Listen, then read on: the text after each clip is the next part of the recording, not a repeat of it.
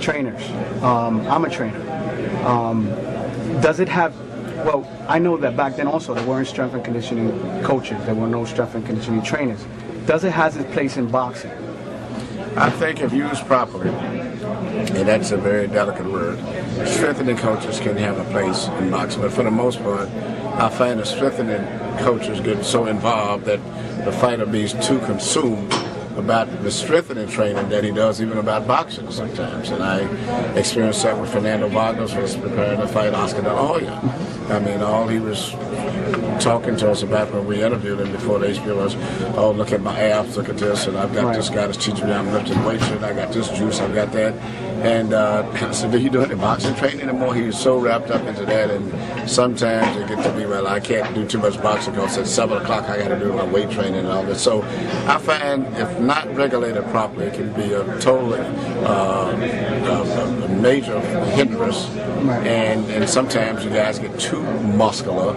Everybody's trying to get such a big advantage, and all of the drinks that a lot of people know what they're drinking, and this is replenishing all of the fluids you lost, and this and all this stuff. And basically, a good common sense diet, adding some of the modern things in, but not getting too carried away with it. And I mean, what's really wrong with doing proper lifting yourself up on a bar, lifting your own weight, whatever you weigh, doing push-ups on your fingertips, getting neck exercises, and actually boxing where you're getting used to the contact of another physical body that you're blocking punches with and moving around.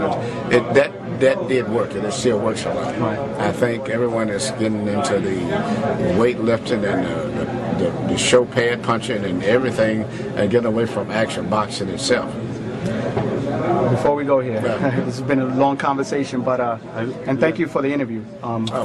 Definitely. I wanna ask you one more question about what else do you think is missing? You know, besides the pad work. You need to put this all over the world. But the question you asked, and you touched on something that I've never had anyone ask me that, because I said they used to even do this pad stuff. I made it famous, but my answer is, you ever saw me and Miguel working out in the bus? Yeah. You see the difference when we're working? We're punching up here, we're doing it, we're big, and then you see everybody else. I mean, when I get through, I'm so good because we're actually moving around. I need slipping my punches and bang. And that's what I started. Everybody saw that from me, and then they got off into this. And I don't do that. I said I don't do that. I can't throw no 10 punches. It's going to be bang, bang. And so what you said is only 4 punches that you use. What 4 punches do you use? You can do, I go to 5, but different combinations. But the point is, you can't throw no 9 punches. That's amateur. Like sometimes I shoot where you throw a jab, and you can see the guy that's blocking the jab. So you jab, and the next time you shoot it halfway through, then you jab. And this is teaching. It's not just pop. And so I'm just on hand like you're blocking my jab. But say no, you're just blocking. And this is get in a boxing position. No, get it like you're boxing. I like. No, but I'm a southpaw. That's why I stand. Okay, we just get a southpaw. I'm sure. I'm jabbing. You're a southpaw. You're blocking from here, right? That's what we're going to do. This is jabbing back at the same time. That works. Keep your left hand. Break it out. Because I might be doing right here. You might actually be some left hand. You got it all the cash. So if you southpaw, you just block the jab and jab back at the same time. Even if I try to throw a right hand, you block off the right and jab back first. It's that simple. It's just picking. Instead of going down, don't go down. Just and jab. Don't take it over this way. And you'll stop me from anything I do. Because you pick in the same hand you pick and you're closer to the hand. Okay. And that's the simple thing. Keep your hands a little bit more in the mirror. See what you're doing. So you never keep your hands here? No, never. You watch all the old time fighters. Robinson will say, all fought here. They usually show everybody's fighting out here. Like I'm gonna tell you what, if I had a fight you when you jabbing, I'll have a new jabbing. I think a half a step is like myself. Right here, because you're jabbing like this. This is the jabbing this way. Andy. This is good stuff.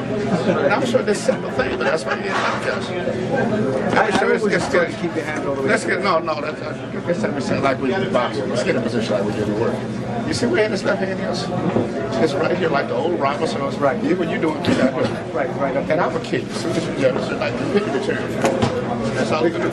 And even if I try to right here, I know he not respected because he's right here. Right. But see, and we call it Susan Q.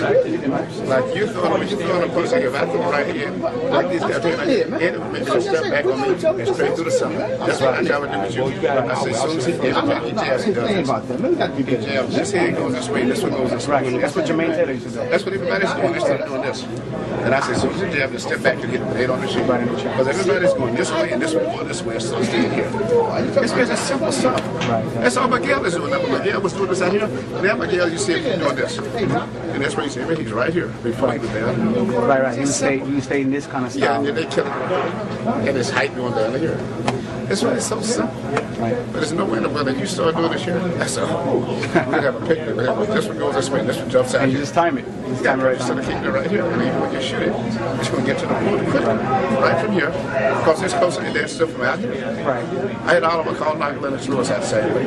Because Lennox was throwing the sponge right out here. Look at the way he got knocked. Right. Oliver just waited with it and got his off fast. So, split seconds. Little small positions where the weapon stored. Yeah. Look at Latimer Klitschko where he's boxing. And the right hand goes, nobody sees it. It's always right here, set in the position. Right. And you out here doing this shit. You start yours from here, you start from here, every time you want to go there. And your left leg is all the way up here, right? Now, if you got good instinct, the right hand is more important because you learn how to use the shoulders. Lo que quedan es 3 minutos. It's all of this out here stuff. Even if you throw it right here, they don't have no power from out here compared to one that's right here when you just turn. I wish I had you at the gym the other night. Because I was arguing with this, had 3 different fighters. Look at all the old fighters. This was more important than this. The hand stayed here. They always sit there, right? The Robinson, Lewis, Billy Conn, they fought with everybody's all out here. I can't even shadow box. I got. You're definitely right about that.